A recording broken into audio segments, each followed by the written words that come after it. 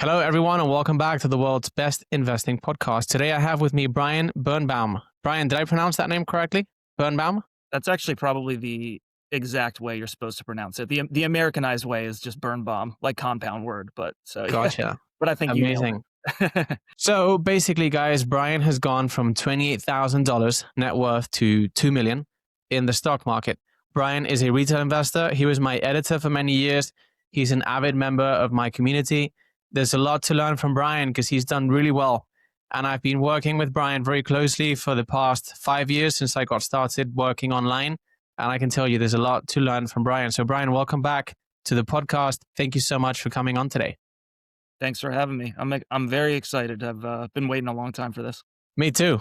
I'm really excited. So how about you tell us how you got started in the stock market and what the journey from $28,000 to 2 million net worth has been like? Yeah. So it's definitely been a long one. It's been a winding one. I'll skip the childhood years where not everyone gets a bar mitzvah. So I got a nice $6,000 lump sum when I was 13 years old.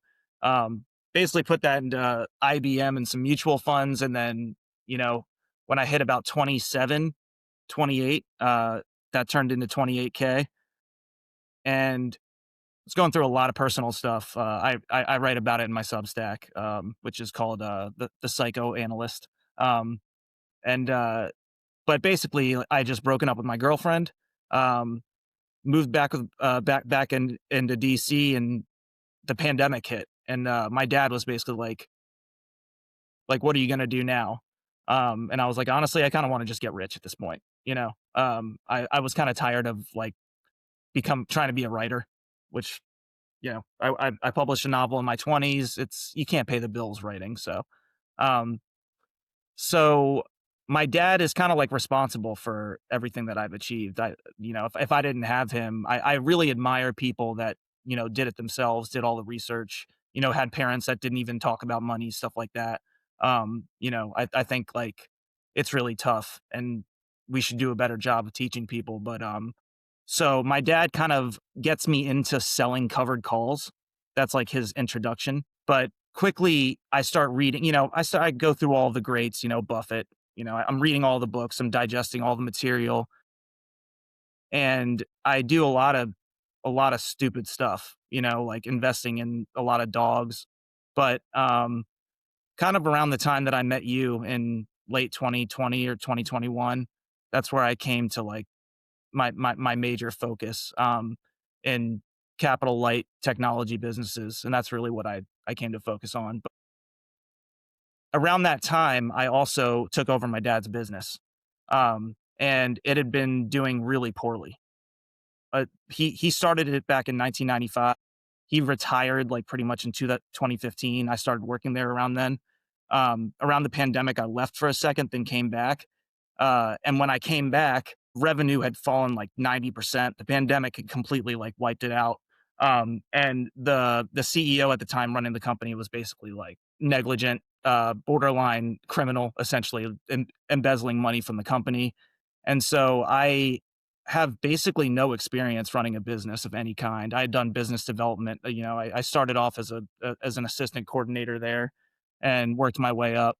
And in the first week, I'd fire the CEO because my dad's here, just take it, see what you can do with it. Cause he was, the company was just taking on tons of debt, you know? Um, and long story short, within the next couple of years, I turned it around. We grew 7x, and I was able to leverage that into a sale. And I kind of agreed with my dad. I was like, hey, if I can lead this whole thing and get this thing sold and cash you out, then, I'll get X amount of the sale. It's kind of like he gave me equity, Yeah. And so that's between about 2020 to 2024 when we sold. I had gone from about 28,000 to about 400,000, or if you count real estate, 600,000, because the business started to really print money as I grew it. Uh, Not only that, we were paying the debt off like crazy. When I took it over, there was almost probably about 20% debt to revenue ratio. We paid all that off. We were paying ourselves a lot of dividends, and then it was kind of like, let's just cash ourselves out. And so by the time we cashed out in 2024, I hit about 600,000, and then that's when I got paid from the business, and then in late 2024, the AI revolution takes over, and it's kind of like 0 to 100 from there. So What an insane journey. So the 28K to 600K was from the business, from your success turning the business around, that basically, and the market, it was in the both. It market. was like, yeah, like, so, I know we're going to talk about returns. And I wish I had started tracking my returns before TD Ameritrade was bought by Schwab.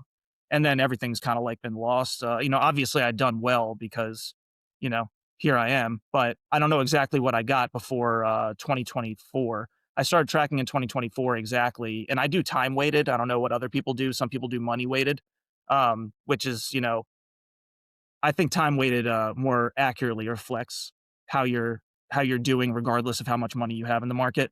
But in the last couple of years, I've crushed the market 37% last year in 2024. I'm almost at 50% this year. Um, so yeah, I mean, it's a combination.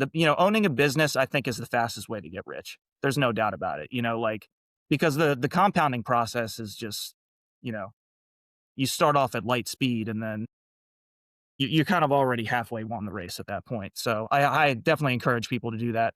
I got very fortunate that I had a business to take over. Um, but it was tough. I mean, when I took over, I was basically like trying to get the website back from the CEO who was running the company. I mean, it was really like gritty stuff, Yeah. It was like 14-hour days, like it was rough, but it was It worth it. gets pretty hardcore when you run a business, no matter the size. It's a very hard experience. Can be a very uphill battle Yeah, to yeah. get the business on course and stuff. Yeah, So and I know you can relate because you sold a business too, and, I mean, at some point, it was also just like, "You know what? This is not what I wanna do. I wanna manage money," so cashing out and doing that was the move. yeah, what I think is most interesting about managing money, quote unquote, is that I think you have a sort of uninterrupted medium for you to channel intelligence into actual productivity and wealth gains. And I think that the stock market is a great medium for that because you don't have any of the social component, maybe physical component, highly regulatory components that you have in other operations. So, what I think is really interesting about the stock market is you can sit down, identify a bunch of asymmetric opportunities, and it can be truly life changing. So, for example, how would you characterize the evolution of your investment philosophy all the way from the sort of IBM days to just before 2024, or before and after the AI inflection point that you identified quite correctly? That's a great question. I've been the type of person that I dive in head first, and pretty much I'm willing to learn by making huge mistakes. So when I rolled over, what was essentially like, this little nest egg of 28,000, I was willing to take risks, and I tried a lot of stuff. I never got into like the trading thing, which I think I've always thought is a sucker's game. Um, but I started where I ended up, except now I know a lot more. I started investing in tech and capital light businesses, but then I went on a journey that I think a lot of people go on, when they read Buffett, and I bought companies like Dollar General. You find companies that are really cheap. Um, but y- at a certain point, I came back around to the same place that I started, and I think the stock market is the greatest game on earth. Intellectually, you channel exactly what's going on in the world to make a dollar, Mm. which I think is an amazing opportunity. And so, yeah, I mean, my philosophy is basically it. I start from an abstract place.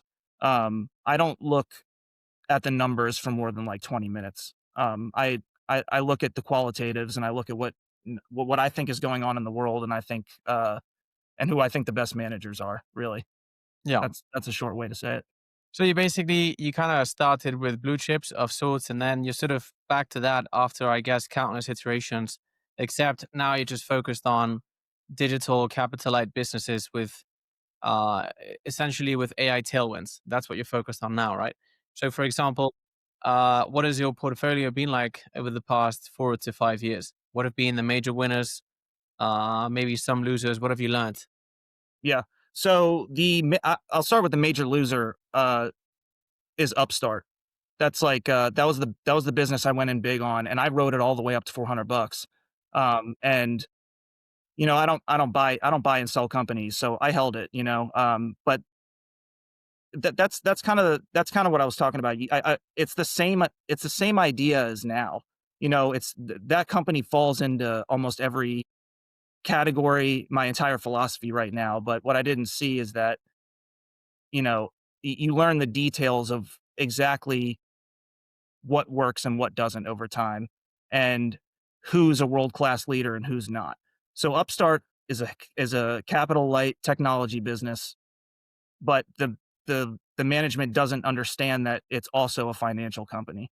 Like Vlad Denev, on the other hand, he understands how to not risk his company when he needs to grow it, and he learned that lesson during the GameStop fiasco.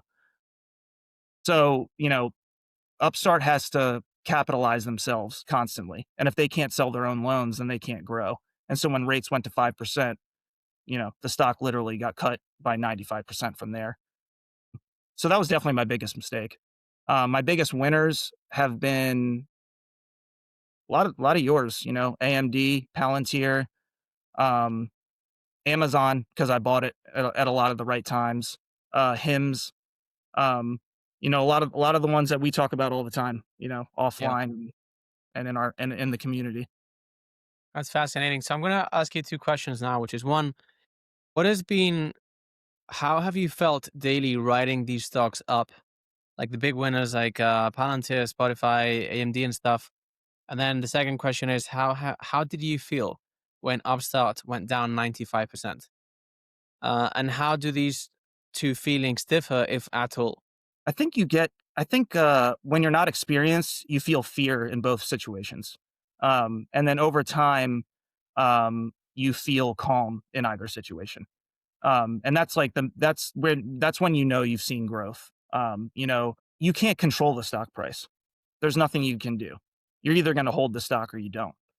So when the price moves, nothing about the company changes. It's just people buying and selling the company on a daily basis. So when Palantir goes up 10x, all I'm asking myself is, has anything changed about the business? And a lot of people will worry themselves to death over, whether it's overvalued or not. I personally don't go that route because I'm investing for the next 20 years. And you look back 20 years ago, Salesforce was trading at similar multiples, and look where it is today. I mean, if you held, you killed it. Hmm. So with Upstart, honestly, the price going down, that's not when I sold it. Like I held it all the way to the bottom, and I held it as it started recovering again. I really it didn't re- it that bothered me because I wasn't experienced at the time.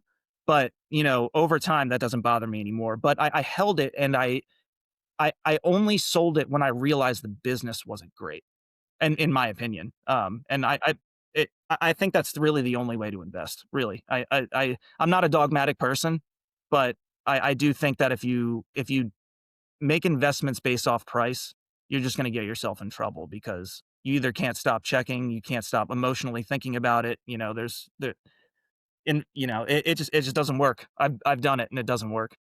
For sure. That's interesting. So what I would add to that is that I think the way I feel when stocks go up and when they go down is I'm in a state of physiological tension.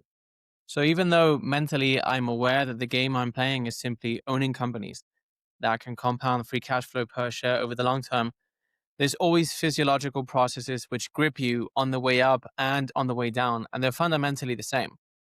And it's actually fear, in my opinion. Yeah, So I think right. when stocks go up a lot, they're very hard to hold on to just because you're scared you're going to lose the gains. Hmm. And when they go down, it's also hard because you're scared you're going to lose all your money. So I think really as investors, we're just dealing with fear all of the time. And as you say, it's the game is really about focusing on the business and focusing on free cash flow per share increments long term, which actually can happen very, very quickly in today's age. Yesterday, I was looking at a graph that I actually have here in the screen in front of me. It was, I think it's a consulting company called Epoch AI, and it shows how quick frontier AI capabilities have improved from 2022 to date. And we were actually on a pretty quick path from 2022 to 2024, and it's actually accelerated. It's doubled from 2024 to 26. And so, what you describe and sort of what I sort of added to, I think is it's something that's going to get a lot more pronounced in the coming years, because I think AI is impacting value creation processes. I think it makes them faster and just much more counterintuitive than they previously were. And then on top of that, you have a market which I think is very sensitive to narratives, because now we have social media. So it's almost like the lessons that Benjamin Graham taught us today apply on steroids, and they're going to continue applying a lot. So I think what we've seen in 2025 is investors be generally confused by the value creation processes and by the speed the speed and frequency at which the market produces new narratives. So yeah, I think that's very interesting. So, and then for example, I are you invested in companies? You're invested in Duolingo. You're invested in Hint right now. So I would say, how would you see these two companies right now going forward? Yeah, before I answer that question, I it's interesting. I'm currently working on my second post, and it's kind of about the AI bubble in scare quotes, which obviously I don't really agree with. I think you're completely right. I think the world doesn't understand. Um, they don't understand the scaling laws, and they don't understand that there aren't physical limitations on how quickly or how much a business can grow and compound. Mm. And there's so much into into this discussion. I won't dive into it, but I definitely think we Yeah, could do a whole other podcast on that, because the we AI absolutely bubble, I can. think, is the knee jerk analogizing to the .com bubble is it's it's I can understand it, but it's gotten out of control. Um, I yeah, think we so can we can sort of dive into that a little bit. I think just to give the audience some context where you're coming from.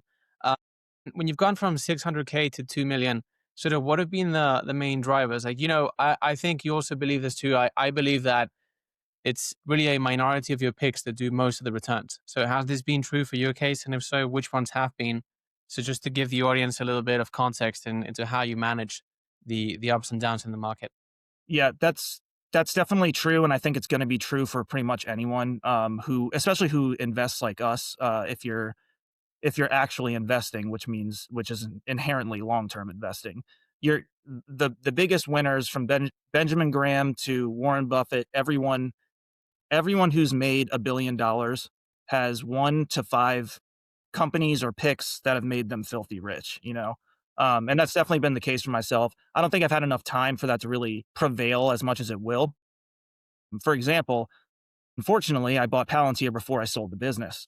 So, it was like 5% of my portfolio, 10% of my portfolio before we sold, it 10x, and it's like now it's still only like 10%, which, is a Well, huge bummer. But it's Rob, not going anywhere. It's got a long way to go. I'm very confident in it. But yeah, I've had Palantir, AMD, Hims, um, Lemonade now recently, and Robinhood as well. Just this year. I mean, you talk about the speed with which these companies are growing. It's crazy. Those five have really driven a lot of returns. I've been fortunate enough where really the whole portfolio has done well. I'm sure at some point something's got to give. No one can bat 1,000, but everything's done pretty well. Something that I I also like financials a lot. And that's something that we don't talk about that much in the community, but I love the way the financials are also, in a way, asset light, even though they're kind of the opposite. But capital is the asset. It's not heavy. It's not physically heavy. You move it around by pressing buttons. And so there are a couple picks on that end. With Robinhood, a small business called Community Bank Shares that deals with that's really growing fast in crypto transfers. Um, but yeah, yeah, I would say those 5 are probably the biggest winners, and Spotify, of course, definitely Spotify. That's so that's a big what I one. see is that, yeah. Sorry for interrupting. Yeah, go ahead. Go ahead. Sorry, I was breaking up a little bit. So, what I see is that all of your picks have one thing in common, which is basically just network effects. And as they produce more data, that enables these companies to ride the AI tailwinds. So, kind of, it's been very cool for the past 3 to 4 months to say that AI scaling laws were flattening out. I think investors have sort of unanimously agreed that the AI thing was over. You have Mhm. many great investors, like great investors, well-known investors like Ray Dalio, for example, and a bunch of others, Michael Burry and stuff, saying that this is a bubble. So, what's your call going forward? You've done very well for the past 4 to 5 years. How are you thinking about the next five? I love that question. Uh, I love that question because I hate market calls, but like, you know, it's fun, right? Like I love it. Um, I don't, I'm writing a lot about how m- optical multiples are really tricking people right now. Everyone's looking at, forward Ps compared to 20 years ago or 50 years ago, like what's the Cape Shiller at and all this stuff. Context really matters. And uh, I think the GDP print a couple days ago is showing things that people were not ready for. And it's like almost like people want to believe that AI isn't real, you know? Mm, Even though if you really look at what's going on, there's a linear correlation between GPU growth and revenue. And not just revenue, but profits too. A lot of these companies are pre-profitable. Um, so I think over the next few years, I think there will be snags like, emotional snags where just like in the past couple months, people decided that we were at the top of the bubble, you mm. know? And I think we'll hit that again. We'll have growth scares. I don't think that this revolution is going away anytime soon, though. I'm not going to say that we're not going to get into a bubble. You know, at some point, people might just capitulate and decide that they need to buy stocks all at the same time. Anything can happen, but at this point, the value creation. If you stack Nvidia and Intel together, and Intel from 1999 and Nvidia today, it's like night and day. You know, um, it Nvidia is like twice as profitable, growing 6 times as fast, um, and the multiples are kind of the same in terms of like the market. So, um, yeah, I think we have a way to go in the bull market, personally. Interesting. So I was looking for a post of yours on X in which you said something hilarious, and it's stuck in my mind since I can't really find it. But you said something about how the market is full of clowns, hysterical clowns, something like that. I thought it was hilarious. I think you make some. It's obviously I think X brings the best and the worst of our personalities, right? Yeah, for I sure. think people will really agree with me on that one. Uh-huh. Uh, you have some hilarious posts, but I think that when we talk about it, I mean, the psyche of an investor has to be flexible. So we kind of have to have. I think it was Andreessen who said this. It's strong beliefs loosely held. Yeah, yeah, So I think that's when you said something has to give because things have been going really well. I think something that many people in the audience will have experienced over the past few years is, for example, Palantir dropping 50% in April, MD dropping 50%, plus, yeah. Duolingo dropping what now, 65%, Mhm. Games dropping 50% 4 times this year. Mhm. What I would say is that I think you've done well because you manage your psyche well, which I think is incredibly important. I think that when new investors come into the market, there's always two things they sort of underestimate, which is one, how long the investment horizons have to be, two, how emotionally challenging it is.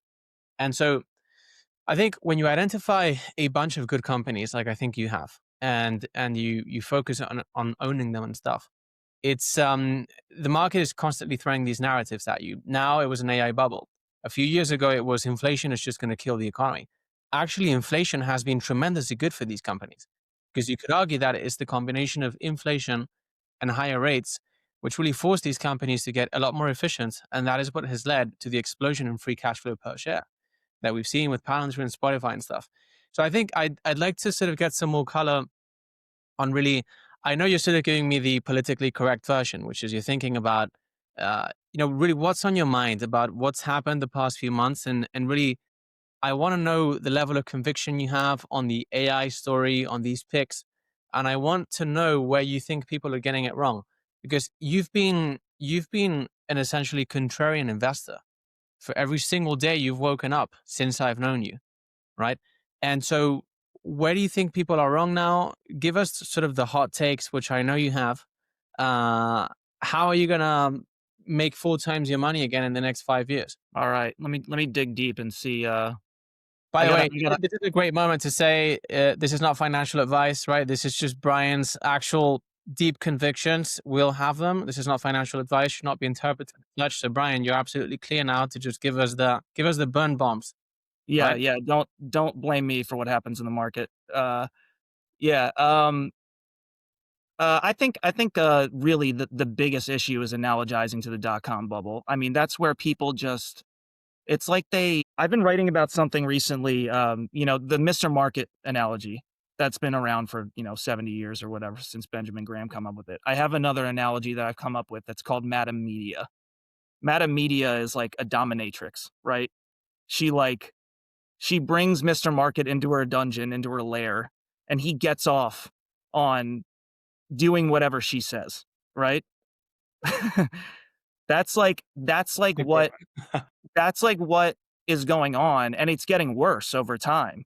Like people just buy like what Barron's prints, like, or the Wall Street Journal prints. They started talking about a bubble. CNBC started talking about a bubble and it just reached like a fever pitch. And it's like everyone wants AI to fail and it's like they're getting off on it. And I think that's like the biggest issue right now. I think are there some limits to AI at this point? Obviously, that's been the case with every technology we've ever come out with.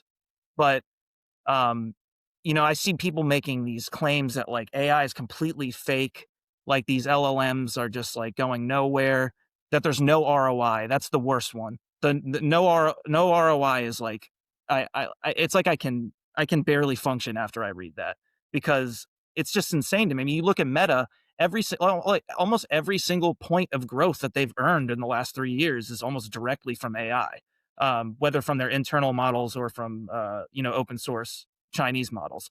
And there's obviously a lot of intricacies, but yeah, I would say that's my hot take, man. I mean, it's like the knee jerk reaction to just like see a big multiple and be like, oh, that's overvalued, or to see something in the Wall Street Journal about how uh the first line will be like, we might be in an AI bubble, but blah blah blah blah, and it's like every single article is just saying we're in a bubble, and that the lack of thinking for yourself and looking at the data is where a lot of people get it wrong. And like you said, the time horizon is like, uh, I mean, even just look at the dot-com bubble. If you look at a chart of the last like 2 years, the returns in the S&P 500, and then you compare it to the chart of the returns for the last 2 years of the dot-com bubble, it's it's literally like, today is like barely off the x-axis. And like, in dot-com bubble, the last year you're getting the market went up like 85% or something, the Nasdaq. So yeah, I mean, I think there's a lot of absurd fear out there. Like you said, when the market goes up, when stocks go up a lot, people get scared. They get very frightened. And I still debate with people and argue with people every day about how when I see someone say, "Oh, let's take some profit. It's time to take some profit." It's just that's not investing. It's not investing. But yeah, I don't know. Did that satiate your desire for a hot take? Yeah, pretty much, pretty much. I would agree with you that I mean, when I wrote my meta deep dive in 2022, after it declined something like I think it was 60% or something. What was very clear to me is that these guys were basically creating digital crack cocaine, Hmm. and Yeah. the narrative back then was that TikTok was going to kill them, and it was literally at that point in time crack cocaine, and today it's just incredibly addictive. And so, going back to the idea of ROI, I do see ROI in certain companies. It doesn't have to be widely applicable. Hmm. And I think that the main driver of this narrative that has become pervasive now, which is that this is a bubble, is that not only are the returns unevenly distributed on a company to company basis, so it's really just a handful of companies that I think are going to deliver most of the returns. I think that capitalizing on that early and sort of being in these companies now required a very, very sort of different approach to finance some years ago. And so there's a lot of people that emotionally need there to be a bubble. And I mean, to me, if you look at Nvidia and the forward price to earnings ratio compared to Costco and stuff like that, Nvidia is literally trading at half the price. Hmm. Oh, and obviously, I mean, if I welcome prudence in the market. I think that the conversations over the past few months have been healthy and stuff. Yeah, But to I me, agree. I would agree. If this is a bubble, this is a sort of Mickey Mouse bubble. I Hmm. don't really see any euphoria. I always keep coming back to the example of people buying land in the metaverse next to Travis Scott in 2021 with the idea of building later. I'll never forget about that. That was the level of general idiocy that was seen. Hmm. And there wasn't a single bear in the market. I do remember sort of switching on the TV to watch CNBC and stuff, and it was just incredibly bullish. Yeah, a lot of people saying, new era doesn't matter. Valuations. I think it was DocuSign. Was that even? Is that the name of the actual company? It was DocuSign trading at 50 times sales. Hmm. I don't even know what's happened to this company to date, but Yeah, and really the only thing that popped it was rates, because at 0% people were willing to pay whatever, and then they just realized that, it really did matter. And I completely agree with you. There were no bears at that time, and at this point, it's completely the opposite. I would say more than half the market is at least sentimentally bearish. Maybe they're not putting their dollars in a bearish position, but they're at least sentimentally bearish. You know. I would say every single stock picker and their mother is bearish. I mean, if you log on to X every single day, there are stock pickers that that you've seen around the platform many times, and they're constantly sort of receiving news and metabolizing that into negative interpretations of where the business in question is headed. I think we've seen that with Duolingo and him certainly, and it's kind of like the market has a lens which immediately interprets everything, sort of transmutes everything into negative news. So to me, actually, what this means is that one, the actual bear market hasn't started. Two, I think that when being bearish is consensus and fundamentals are doing very well and they're sort of fundamentally driven forward by AI scaling laws, what I tend to think is that we're actually at the beginning of a sort of multi-year bull market. And a lot of people that are bullish even say that, well, this is a 2 to 3 year bull market. And to me, that's kind of a bearish approach to being bullish as well. In that you don't, if we have companies that are sort of multiplying their earning power in tandem with the evolution of AI scaling laws, there's no reason for which AI scaling laws couldn't persist for 10, 20, 30 years, something like that. People would say, well, maybe you have like a 2008 kind of scenario where stocks decline. How much did the S&P go down in the 59% in 59%? 2008, 2009. Yeah. We have that happen to our stocks every single week. Yeah. Right. And sometimes there's sort of more media attention to it or not. Like Um, when I first bought They trip. Duolingo, it went up 80% Mhm. soon after that, and no one really cared, right? And now it's sort of got all the attention. But the truth is that these stocks go up and down 1 billion% every single year, and it's incredibly volatile and for no good reason. So, Mhm. so putting that together, so that the sort of consensual bearishness right now and the AI scaling laws accelerating, I think that these stocks are going to do really well. That's my view. I think you're right about the there or the number of winners is going to contract. And we've already seen that in the digital age big time, but I think it's going to get more severe as time goes on. And people don't like that. They don't like it at all. They think there's something wrong. On a on a wider like economic sense, they think that it's a harbinger of some doom about some epic scenario where we're all living hand to mouth in front of these you know huge technology companies. I don't think that's it. I think the amount of wealth they're going to create is just going to be generational. And there's, like I said before, there's no physical law that says the S&P 500 has to go up 10%, on average. It could easily jump to 15% in the future. It could go down to 3. And also what you said about everyone kind of being in a bearish mindset, yet believing we're in a bubble is basically a paradox, or really an oxymoron. You can't have everyone think that we're in a bubble and actually be in a bubble. It's not possible to create a bubble if you believe you're in a bubble, because you're not allowing those conditions to to prevail. Um, and that's something that's another thing that I've started to see more people say. I've been posting it for a long time, and now I'm starting to see other people go, "Wait a second, like, we can't all agree that we're in a bubble and be in a bubble, or else, there'll be no sellers, Yeah, Um, so a bubble definitely can't be consensus. right. It just can't. It's impossible. Yeah. So I think it's hilarious that Palantir is still trading at $194 per share with Michael Burry, Ray Dalio's bubble indicator. Um, I do feel like really retail investors have really won and won a lot, and I think it's because of a different interpretation. So one of Warren Buffett's favorite books is The Outsiders. I It's love that book. very Great book.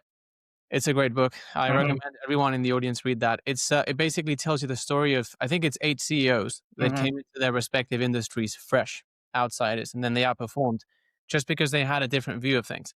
And I think that's what happened with retail investors. So what you have now, I don't think you have many retail investors actually thinking this is a bubble. I do think it's many quote unquote financial professionals, and I think it's because there's been a different interpretation of reality, and one of them was right, and one of them was so right that I think it sets up a lot of people for just tremendous success long term.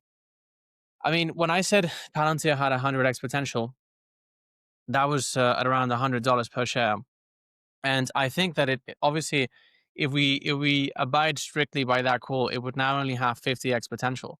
But what I see is that margins continue to expand as the company gets bigger, and so what I think is that the law of large numbers don't really apply to these businesses. Maybe we do hit that stage.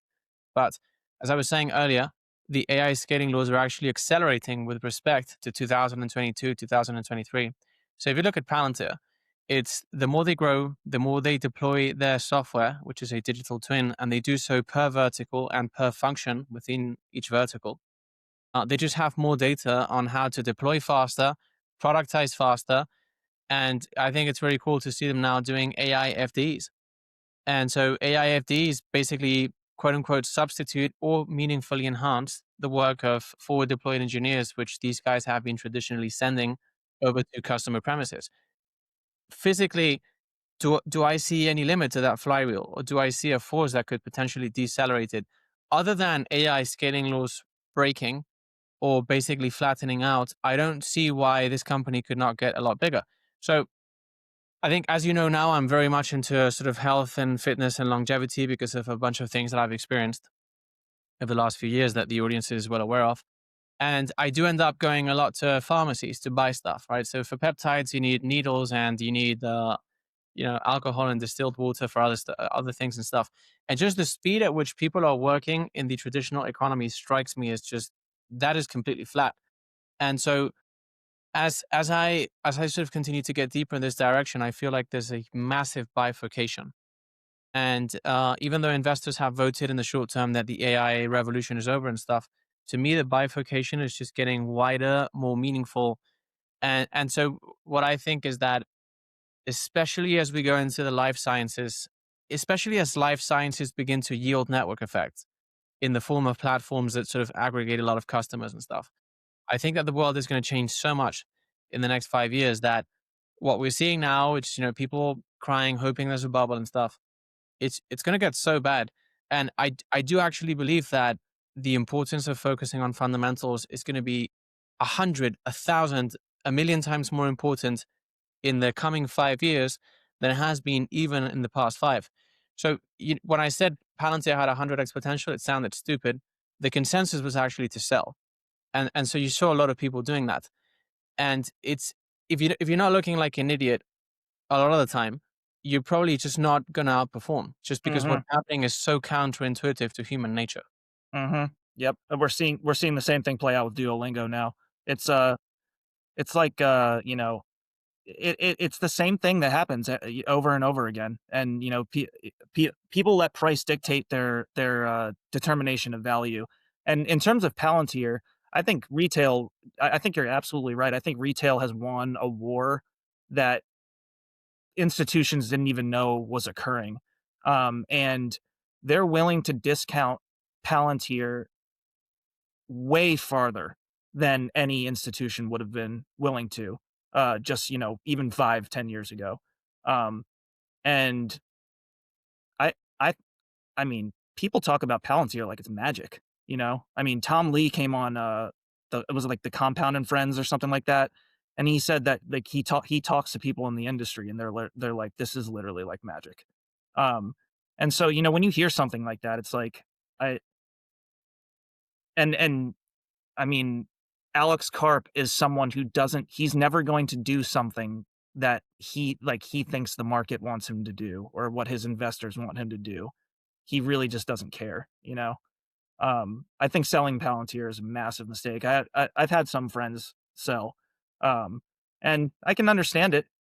It's a big gain, but, uh, I think, your theory on them basically connecting every single business together, it comes down to whether they can make that cheap enough, and I think they will. And I don't think that's just 100x. I mean, I think it's like you said, it sounds stupid. I think it could be bigger than that. They could easily be by far the biggest company in the world. Yeah, Uh, I you do know, think so too. yeah, I do think so. I mean, I do believe that. I think going back to the idea of the pace at which people work in the sort of more traditional economy, I think all of that gets compressed into an API because I don't understand why I can't just walk into a pharmacy and literally speak to some kind of device that instantaneously feeds me whatever I want. Like these people, they sort of slide around the sort of marble floor with Crocs and stuff, and they come back and ask a question and then leave again. And there's a shortage of something they didn't know about. Takes, I mean, I love human contact, right? But what I'm saying is like the awful. difference, yeah, the Yeah, difference between what we see, what we're invested in, and the rest of the economy is just so striking. yeah. I And text my wife all the time when I'm at Walgreens. I'm like, I won't get into it, but there are some certain medications that I take that I can't get on Hims yet or like platforms like that. It can't happen. And I'm just like, I can't wait till we get there because it's brutal. It's pretty bad. Yeah, it's going to be a huge divergence. And it's going to happen before people think. yeah, I always say there's no one that's more insulated from competitive forces than people that working at pharmacies. I feel like whenever I enter the pharmacy, I feel like they just live in a completely different universe. But And yeah. there's so many businesses that are shielded like that by regulation. But yeah, so then are you sort of heavily invested in Duolingo, or how are you looking at that? I know a lot of the audience has bought in following the recent decline. That's sort of when I think the stock has received the most media attention. So how are you looking at this investment thesis going forward? And do you think maybe the bears are right? Is it getting disrupted by AI, or do you think it's just complete nonsense? Yeah, definitely complete nonsense. I think it's interesting how unwilling people are to believe what the CEO is saying. And maybe people just aren't a good judge of character or something, when they listen to an earnings call and the CEO tells you if we wanted to grow 3 times faster, we could do that right now. We're not interested in that because we want to make the platform better. Um, and and and he tells you that LLMs are what drive a lot of our fundamentally AI native approach. Um, and if you just think about it logically, people don't learn languages and learn things that they would just as happily use a translation tool for. That's not why people do these things. They could have done that before. Google Translate's been around for a long time. So I think a lot of these narratives are really silly. Um, and if they weren't, I mean, Duolingo's fundamentals wouldn't be so strong to begin with. Um, I think I think Lewis is he's a world class manager. He's a genius. I think Duolingo's got a very bright future. I'm not currently it's not a huge position. But I would say it's a pretty normal starting position for me. It's about somewhere between 3 to 5%. Um, something that I do a little differently that I'm sure you're aware of is I like to sell puts to scale into my positions and lower my cost base. So I have quite a few of those outstanding. So That's definitely an interesting way to approach it. Selling puts. I do think that if there's, I think there's two ways to make money within this sort of understanding of reality that I think retail investors have gotten so right over the past few years, which is you either buy into something when absolutely no one wants it, as was the case with Palantir at $7, Spotify down at the 90s, stuff like that, or you have to deal with another process, which I think is incredibly, the frequency of occurrence of this thing is going up, which is basically you have a company which everyone believes is tremendous. It's trading at very high multiples. And then some narrative brings it down to a 50% discount, but it's still trading at high multiples. So what I think is interesting about the Duolingo bear thesis is it's now trading at something like 15 times sales or something. mhm, Um, you could argue the market isn't actually pricing in a disruption by AI. What it's doing is simply re-rating it because of the declining user growth. But it's if you look at any of these stocks that you've done so well with over the past 5 years and stuff, this has happened every single year. If not once, twice. mhm, And it's actually happened with him 4 times. So I think that it goes. What's really difficult about what we're doing now is one, the way value creation processes are evolving is counterintuitive, and secondly, I think the question is how do you price that? Because if you look at Duolingo today, the market cap is under 10 billion, right? And yeah, I think it's 8 or 9, something like that. Yeah, yeah, right now 8.38 billion. The question is, well, 15 times sales, still not cheap, etc. The thing is, if the thesis does materialize and it turns out that what these guys do is they have a flywheel which just enables them to produce more behavioral data, which allows them to automate further workloads, which basically help people go through a learning process, and remain motivated. If if that is true, then maybe in 5 years' time they take the whole market. But mhm, it's kind of like the thesis is binary. So this dynamic of AI-driven value creation processes together with the market that's fundamentally much more hysteric than it has ever been, combined with the sort of exponential laws, I think it's the theses are increasingly binary. mhm. I think Yep, that when you look at the average investor, it's like, well, let me sort of discount this with with a DCF. That's not how it's going to work going yep, forward. exactly. Yes, that's 100% true. I just had this conversation with someone else recently and my dad. He it I mean, I've always thought that DCFs were kind of useless to begin with. You know, if you look at Charlie Munger and Warren Buffett, they didn't actually use these things. You know, they understood them, they abstracted them in their head so that they basically could do this math in their head. But like, you know, y- you either know that the company is going to do well or you don't, right? And when it becomes a binary process like this, where they're either going to win or they're not, there's nothing a DCF can tell you. And a lot of the, you know, Amazon has become a really great analogy for so many of these companies because, like, when you go back to the hysteria that comes up over and over again and drops these stocks by 50%, you know, 4 times in a year, these companies are starting with a vertical, like maybe just one. You know, with hymns, it was like sexual health. Duolingo, it's languages. You know, and they're starting with this niche market, and then they're building from there. And it is binary. You know, they're either going to win or they're not. But these companies that understand that, you can see the difference between you know, hymns and what was it, Teladoc, the one from a few years ago that like Yep, completely yeah. tanked after 2021.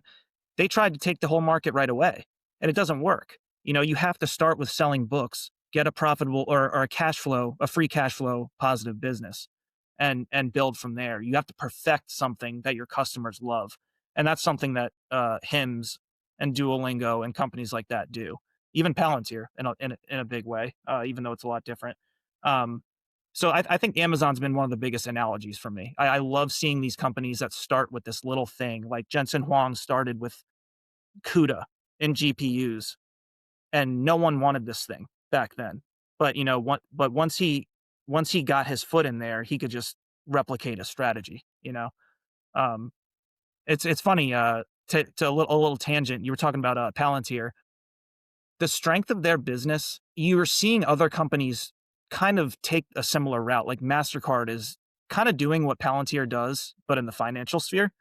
But if you go back about 10 years ago, Jensen was building digital twins for physical reality with his GPUs. I guess he just didn't think to do it with data, more abstractly. And so the power of that business is unbelievable. I think it's infinite, really. Hmm. And Palantir's already won, in my opinion. I think I don't understand how another company can catch them without a step function change in technology that renders our current version of AI obsolete, or our current method of data gathering and aggregation obsolete. Um, I would say it would require sort of fundamental disruption of how we compute stuff. exactly. Right. Literally, that's what it Yeah. would require, which Hmm. could happen. It happens historically a lot. It does. Yeah. Yeah. They've won this version. So we'll see what happens in the future. So I guess just to sort of synthesize the conversation, a great takeaway for the audience is that although things are getting more and more counterintuitive, it's getting harder to remain focused on fundamentals. The thing that has sort of propelled your net worth forward is basically being focused on value creation processes and sort of what we call in the community stuff like the Costco algorithm, the Amazon algorithm, which is value creation processes, which are in effect blueprints, which you can spot numerous instances of.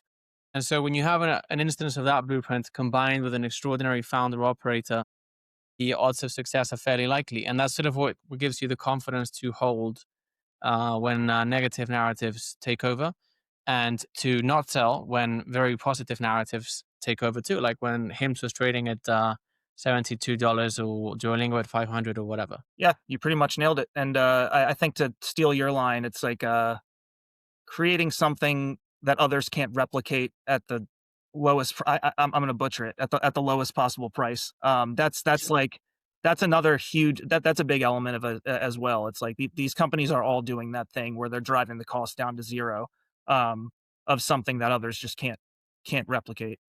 Which yeah, I mean, yeah, you pretty much nailed it. Yeah. So the official quote is solving a growing volume of acute customer pains in a way that's increasingly harder to replicate while producing more and more cash, which then is reinvested into solving a higher volume of acute customer pains in a way that's increasingly harder to replicate while producing more cash. So I think when you have that, I think conviction becomes a lot easier. Yes, exactly. I remember when I read you wrote that in one of your deep dives and I highlighted that for you and I was like, This is it, this is it." Um, I but would yeah, say, just to your credit, Brian, just so everyone knows, I think my writing got a lot better after working with Brian for a number of years. So, as I said, Brian was my editor for a good number of years, and I think it got a lot better. And I think it's a product of the time you spent as a writer, and then combined with your ability as an investor. So I think the two things. I think everyone's going to really enjoy your work. Brian has an amazing Substack, which he recently got started with. Great write ups. As I said, he's a wonderful member of the community, and you should absolutely check out his work because what's interesting is that these people that I have the pleasure to engage with very frequently, as is the case with Brian and stuff, I learn from them too. And you guys sometimes make picks which I would have never thought of, and it's just to me, I think we can probably sort of cap off the podcast here. The personal thing when it comes to the pursuit of wealth creation stuff, it's a very lonely process. And I would say that the stuff that makes you good in the stock market and in this game is somewhat incapacitating for sort of normal social life. So it's very cool to have people that you can relate to like that. And I was just wondering, Brian, you obviously you obviously have an innate talent for this, and this is why I think you've done so well and so forth. So how has that translated into your personal life? Has it always been apparent to you? Has it maybe does it have like a sort of dark side to it? Has it had it for you? For me, certainly. So I'm just interesting. How have you come to a point of agency and sort of what has your experience been like in sort of interfacing with the normal world as you do this? Yeah, that's a really good question. I get a lot of this stuff from my dad, whether from nature or nurture. I both of my parents are deaf; they can't hear. So that's why my dad started an access business back in the day. So my dad's kind of always operated in this like lonely world where like in the deaf community, he wants to talk to people about this stuff, about business, finance, investing. He doesn't really have anyone. And so, we really bond on that. And just me as a person, I've taken some of that from him. We think differently from other people, but also I've always had a problem with authority. Mm. I'm a very independent person. I was very stubborn, like, always got into trouble as a kid. Um, you know, I it's almost like I just, like, had to almost willfully contrarian when I was younger, which I hate, being contrarian for no reason. Mm. But it did seed a sort of independent streak that I think is necessary. I mean, all the great investors talk about how, only a few percentages a few percent of us is, like, really built to think to walk the opposite direction of the herd, when everyone's running in one direction. And I think there's definitely a dark side. There's a lot of times in my life where I've definitely, especially when I was younger, I felt like I was very different. Uh, and I've been through a lot. I write about it. I've had my own struggles with um, mental health and substance use when I was younger. And when I came out from the other side of that is when I really was like, I want to channel this in a way that's going to benefit me, you know, like this thinking. Um, That's fascinating. Was it maybe the substance abuse? Are you sort of particularly perceptive? Maybe do you sort of process information subconsciously?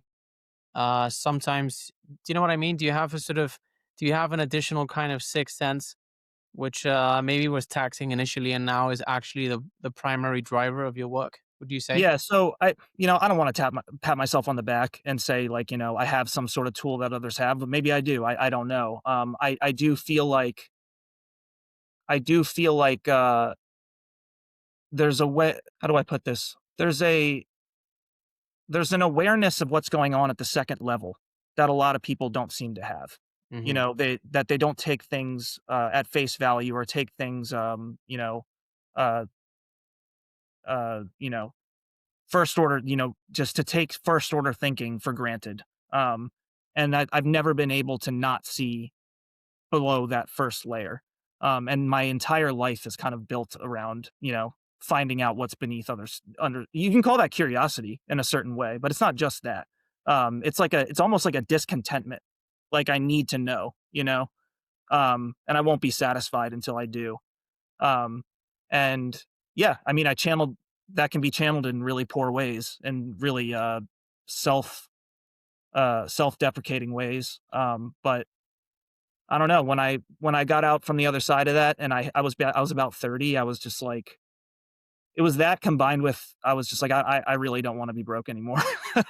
I'm tired of But, uh, that. Well, like it's obviously very courageous of you to talk about this in public, and it's I think it's perhaps the most valuable part of the podcast because one thing that I'm seeing that the community members have in common is they sort of come from that angle. They've experienced life with that sort of ability to perceive what's beneath, kind of, and it's been somewhat taxing, and it's translated into them commonly being rejected from traditional institutions. And then all of a sudden, they come into the community. They sort of they grab this framework which we use, and you see them blossom in just tremendous ways, right? So when we got started with the community, remember that Lorenzo Bastianelli, whom I did a podcast with last week, we had to quote unquote, could you use this term? Maybe kick him out, kind of. We were like, Lorenzo, if you want to have your first deep dive featured on the newsletter, you have to go through the editing process. You're gonna have to work with Brian, and he was like, oh, fuck this, I'm out. And I was like, this guy, he's got it, right? So Uh-huh. I said to him, like, Lorenzo, look, we're not gonna be able to sort of post this, but we're gonna be here, and I think you too, and you have great things ahead. And here he is now, and he's blossomed in such a tremendous way. And I think For me personally, I've experienced life exactly the same way. It's like this ability to sometimes see things, and it's kind of it causes a little bit of trouble, especially as you're growing up. For some people, it does materialize into substance abuse. For me, I think it materialized into being very addictive with a number of things. Hmm. I sort of I just used to run around a lot, right? Like this one time, I was so anxious with one thing, I literally walked out the door and I ran half a marathon, and so that was my addiction. And it's actually, I think a lot of people watching this are gonna be experiencing life like that right now. And what's really cool about the stock market and thinking deeply about companies' value creation processes is it gives you this very tangible thing to apply that in a way which makes you feel good, makes you Hmm. create wealth, increases your ability to take care of others, and inspires others. So that's what I think is so cool and is so limitless, because there's so many people worldwide that experience life like that, and they're just sort of missing the right ambience and the right sort of mental framework to traction to sort of connect that ability to experience and process reality with meaning and purpose and progress. So that's what I think is really cool about That this. is a very eloquent way of putting it. I couldn't agree more. I it's like yeah, the first 30 years of my life were spent like seeking that positive feedback loop. Mm. Um, where and really instead, other than I was really into running myself. I used to work out every day. I was super addicted, um, like I was to everything. But yeah, I that was maybe the only positive feedback loop I found, you know? But yeah, the market is a beautiful thing. It's something that you can get obsessed with and you literally get paid dividends and returns. So I couldn't agree more. Well, I think that's a great place to leave it for today, guys. All of Brian's socials are linked to in the show's footnotes. He has some amazing write ups, amazing deep dives, and theses. So I highly recommend you go check out his work. It's probably even better than mine. I'd say far better. Your write ups are just tremendous. The Starbucks one, I think, is absolutely wonderful. You guys should go and read that. So, Brian, thank you so much for coming on today. It's amazing to finally see you as a fully fledged public deep diver with your deep dives. I think the world is going to really benefit from your work, and I'm super excited to watch you achieve a lot of things and actually improve the lives of a lot of people. So thank you so much for coming on today. It's been tremendously fun. Yeah, thank you, Antonio. I really appreciate all the kind words, and this was great. Appreciate it. Amazing. Sure thing. See you next time. Thank you very much for joining us, guys. Have a good one.